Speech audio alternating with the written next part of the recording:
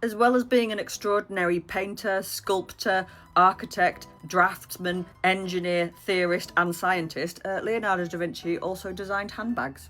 Well, alright, it wasn't handbags plural, it was handbag singular, but I still think that's pretty interesting.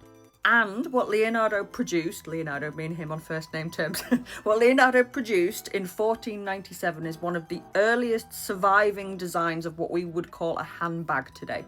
Now, human beings have always had bags. We've had them as long as we have been around. It wasn't like people were wandering around until the 15th century with just arms full of stuff going, oh God, there must be an easier way of doing this. No, that's not what happened.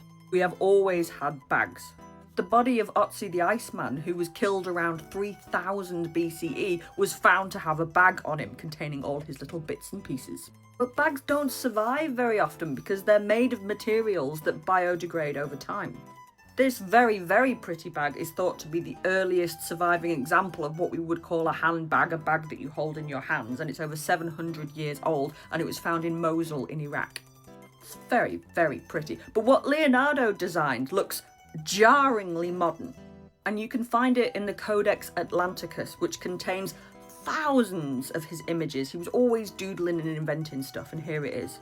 So I've given you the whole page here, and you can just see it just there. And I've given you the whole page. We'll zoom in a sec. But just I want you to see just how sort of random it is in amongst all of his drawings about cogs and machines, and that he just thought, yeah, handbag, I'm going to do that as well.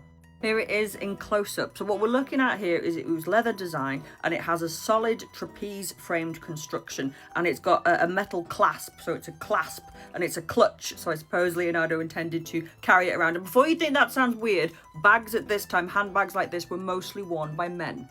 But here's something even cooler about this. This image was rediscovered by historians not all that long ago. It had kind of passed by unnoticed until then. And when it was, the Italian fashion house Gherardini decided that they would recreate this bag based on his designs. And here it is, brought to life. Todd, it doesn't look weirdly modern, doesn't it? If you saw somebody just carrying that round Aldi or something, you wouldn't blink twice. And they called it the Preziosa bag, which means precious. And the fact that the brand is called Gherardini is really important too, because it's now thought that the Mona Lisa was Lisa Gherardini. You know, back in the day, and she didn't design handbags. But Leonardo da Vinci did, and a very nice handbag it is too.